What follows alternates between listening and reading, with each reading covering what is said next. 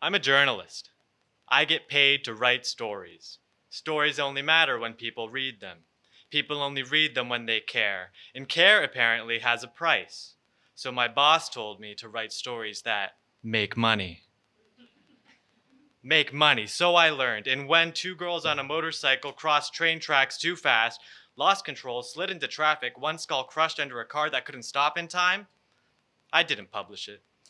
Traffic accidents don't pay like Lisa's new Nike outfit in a 7-second World Cup clip. Just another body in the river doesn't make money.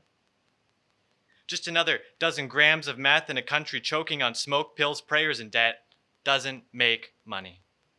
900,000 views makes money. Two parents scrolling to find their daughter's death rendered in detail on the news doesn't register.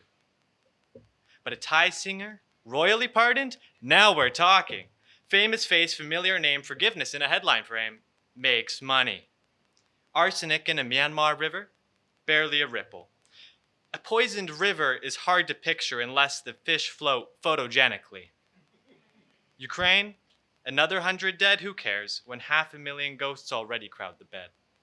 We are tired. We skim past graves like terms and conditions because we were never built to hold every loss. So when a market is bombed, we barely mark it. When 700 civilians are killed, we discard it. Just another headline, just another place, just another mother sifting dust for what's left of her child doesn't make money. Because once we get used to the horror, it becomes weather. Traffic, background noise with a body count, a muted scream we scroll around, a headline lost, a buried sound, and how can I blame you? I go home and wash the day away. I scroll on my phone, alone in the glow. Obscure animations flicker and drift. Watercolor memes blur into dogs pushing buttons to be understood. I cash in on sleep and try to forget that I cried quietly at work again today.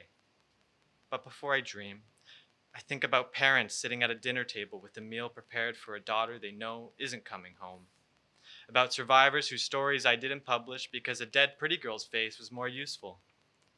About a school full of children who made the mistake of getting an education next to a military base.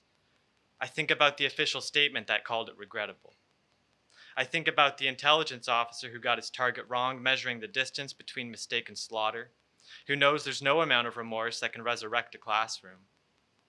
I think about power and how it always finds a camera, how suffering has to beg for one to make money. The homepage, the spreadsheet, the graph, the measures that care in seconds. I hate what it takes to make money. So tonight, I pay to stand here and say what didn't sell. To the mic, to the room, I bring the girl on the road, the survivor we forgot, the poisoned river, the rubbled school, the grieving parents whose prayers nobody monetized. Every story I killed because it didn't have a headline sharp enough to sell. Because if grief can't trend, let it testify.